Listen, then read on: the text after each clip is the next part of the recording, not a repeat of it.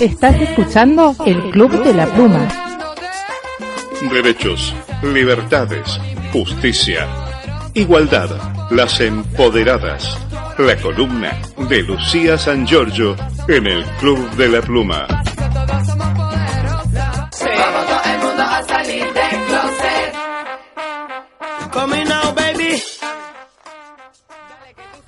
Es así, estamos en compañía de Lucía San Giorgio con su columna Empoderadas y hoy un tema que tiene sus diversas interpretaciones y tal vez sea parte o el inicio de luchas que desde hace bastante tiempo se vienen dando fundamentalmente en los ámbitos universitarios. Nos referimos al quite de las imágenes religiosas de algunas facultades. Muy buenos días, Lucía San Giorgio, ¿cómo te va, querida? Muy buenos días, Norbert, un gusto saludarte. Y sí, tal como decís, bueno, se están empezando a mover y a sacudir algunas cosas que han estado quietas durante mucho tiempo. Uh-huh. Creo que es llamativo que en este contexto de protestas universitarias por cuestiones básicas como la existencia misma de la universidad y el acceso realmente público a ellas, ni hablar del pago de los sueldos a los docentes y el reconocimiento de la democracia interna de las universidades, que se haya sumado este reclamo que tuvo también su primera gran visibilidad a través de lo que fue el debate por la ley del aborto, que finalmente no salió, pero que puso de relieve este problema tan profundo que está la intervención de la Iglesia dentro del Estado. Hubo dos ocasiones particulares que a mí me interesa destacar. La primera es la que sucedió en la Universidad Nacional de Córdoba, en la Facultad de Derecho, en donde durante una clase abierta se bajó una imagen de la Virgen que estaba ubicada en el edificio de la facultad. Y en su lugar se reemplazaron dos pañuelos, el pañuelo verde de la campaña por el aborto legal y el pañuelo naranja por la campaña por la separación de la Iglesia y el Estado.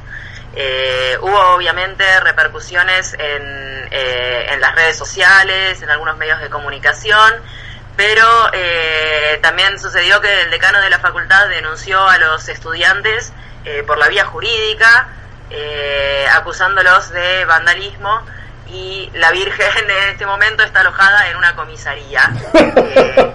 Para prestar declaración, perdón. Para agregar color a toda esta situación. La otra situación se dio en la Universidad Nacional de Cuyo, en Mendoza, en donde esto se realizó durante durante la toma de la facultad. En una asamblea se puso el tema sobre la mesa, se realizó la votación y se tomó la decisión colectiva de remover los símbolos religiosos, el apoyo obviamente al debate de la separación entre el Estado y la Iglesia. Claro. Acá se dio también una situación particular en la que hubo un cerco humano que intentó proteger estas imágenes, y también algunas cosas un poco más turbias o un poco más confusas, porque también si bien no hubo una denuncia formal hasta el momento, el arzobispado sacó un comunicado acusándolos de vandalismo y de retroceder democráticamente por quitar estas imágenes. Y además, y esto nos enteramos por un comunicado de los propios estudiantes, los acusaron de haber roto una imagen que ya estaba rota previo a la toma de la universidad, y obviamente, bueno, también los acusaron de destruir la imagen cuando en realidad esta había sido entregada en la casilla de seguridad de la custodia de la universidad. Sí. Creo que es mucho más que irónico que se tome como un retroceso democrático el levantamiento de estos símbolos cuando no tuvo nada de democrático el colocarlos, ¿verdad? Fue simplemente un acto de preservación del estado de las cosas en su momento, y obviamente que no hay ninguna consulta en ninguna de todas las instancias en las que se ven imágenes religiosas en un montón de espacios públicos y de espacios estatales, y me parece que está bueno que empiece a surgir esto. Obviamente es casi una nota de color. Creo que el problema de la separación de la Iglesia y del Estado es algo mucho más profundo, pero espero que esto lleve a que se empiece a poner en cuestión esto, porque ese poder simbólico que dan las imágenes está respaldado por un poder muy concreto y muy real político de la religión. Sí. Y también a prestar esta atención de cómo supuestamente la libertad de culto siempre aplica solamente al culto católico. En otros países esto se ha puesto en cuestión, por ejemplo, poniendo al lado de las imágenes religiosas católicas o cristianas, imágenes asociadas, por ejemplo, desde el cristianismo con el demonio, como es la imagen de Baphomet, un dios de los babilonios, identificado por la cabeza de cabra, por ejemplo, y de esta manera transformado en una de las acepciones del demonio desde la iglesia. Uh-huh. Creo que está bueno poder ser creativos, poder tener cuidado con las reacciones que genera esto, porque hay personas que saben que este cambio de símbolos es un atentado a su poder, porque significa que las nuevas generaciones piensan distinto y se animan a más, y que si vamos por las imágenes eventualmente también vamos a ir por todos los privilegios que en este momento aporta la Iglesia Católica en nuestro país. Vos sabés que con relación a este tema, yo no soy religioso, mucho menos soy católico, pero digo, ¿no lo está aprovechando parte de la derecha que hoy está a cargo de la dictocracia, como tienen un claro enfrentamiento con el papado de Francisco, de Bergoglio? Digo, por ahí capaz que lo utilizan para llevar la disputa que tienen entre este gobierno dictocrático con el Papa Francisco a otro terreno, o al terreno de las universidades, y de alguna forma ir ganando algunos tejos para ellos, en el sentido de decir, bueno, nosotros de alguna forma les permitimos llegar a esto y lograr disociar esa unidad que había entre el Estado y la Iglesia. Yo estoy de acuerdo en que tendremos que tener un Estado laico, completamente laico, no vinculado estrechamente con ningún tipo de culto, pero también me produce, hablando de cuestiones religiosas, cuando el diablo te acaricia es porque el alma te pide, decían las viejas. Y sí, entonces digo, esto, motorizamos esto, está bien, y como dijiste recién, por ahí una nota de color, mientras están destruyendo los ministerios en el Estado Nacional, mientras están despidiendo infinidad de compañeras y compañeros en distintos ámbitos del Estado, donde están destruyendo todo el aparato productivo. Entonces te ponen este tema y ponen la discusión de iglesia sí, iglesia no, qué sé yo. ¿Viste? Y no sé, yo le tengo tanta desconfianza a esto, que no sé, yo dudo realmente de que esto realmente sirva para discutir el tema de Estado e Iglesia, sí o no. Yo no sé, es duda que tengo, no estoy afirmando absolutamente nada. No, yo estoy de acuerdo, creo que es totalmente justificada esta desconfianza que vos estás planteando, y creo que sí, el gobierno dictocrático va a aprovechar absolutamente cualquier instancia que le permita debilitar a quienes vea como enemigos o como ex aliados, para tratar de montarse sobre cualquier reclamo popular legítimo, uh-huh, para tratar de capitalizarlo en su favor y, esto, ¿no? Debilitar y romper los poderes que se le enfrentan o que le pueden poner límite a esta ambición desmedida con la que están gobernando.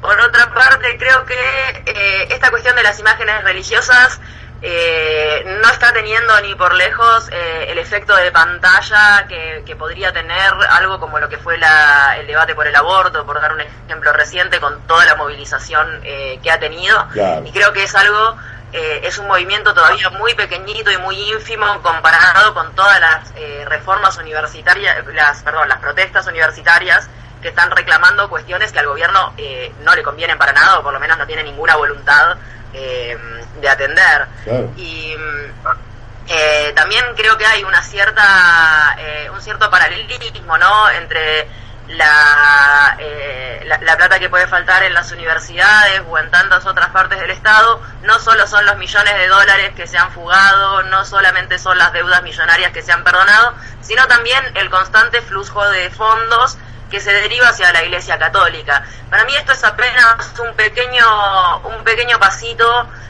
una pequeña muestra de conciencia por parte de los estudiantes respecto de este tema. A mí me parece que es relevante en el sentido de que las luchas universitarias han tenido esta característica en la Argentina de ser los puntos de ruptura de algunos conflictos. Uh-huh. Entonces me parece que cuando se avanza en ese sentido desde las universidades y también desde colegios públicos como pueden ser colegios secundarios, digamos, esto es más amplio lo que está pasando. Estos dos casos me parecieron como los más destacables.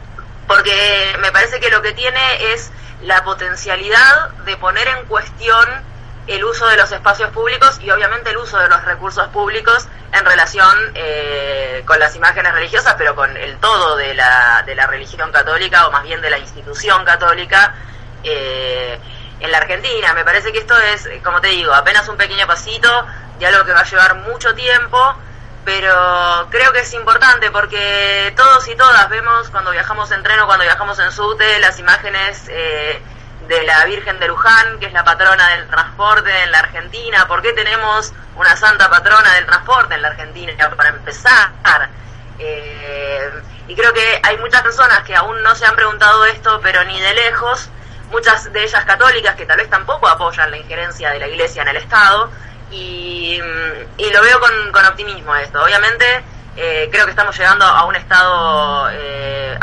pico de la crisis en la Argentina, y me preocupa mucho lo que vaya a pasar en el sentido político ya ni las próximas semanas, en los próximos días. Uno si va comparando con las tapas del 2001, se ve claramente la secuencia y hacia dónde está yendo.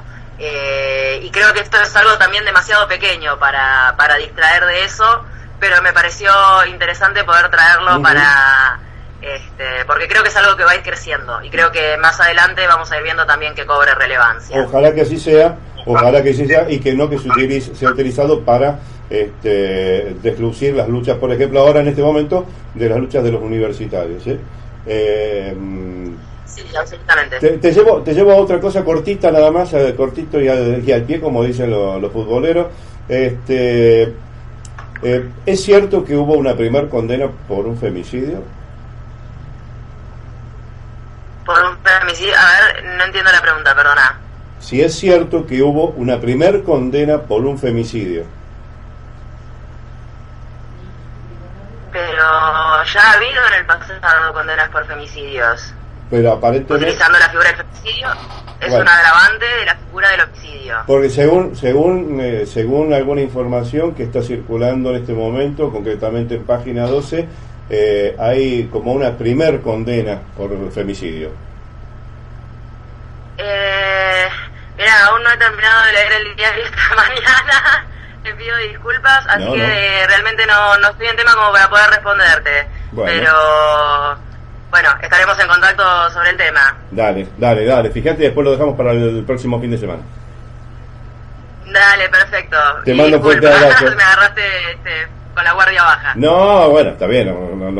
No todos tenemos que... ¿viste? A veces piensa que tenemos que estar absolutamente en todo. Dice, el primer femicida para la ley. Casación confirmó la primer condena con agravante por violencia de género. Lo que puede ser es que sea la primera vez que eso, al ser apelado, Casación lo confirme. Pero bueno, voy a adentrarme un poco más en los datos. Dale.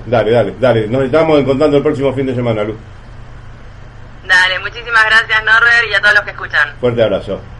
Dialogamos con Lucía San Giorgio, con su columna Empoderadas aquí en el Club de la Pluma.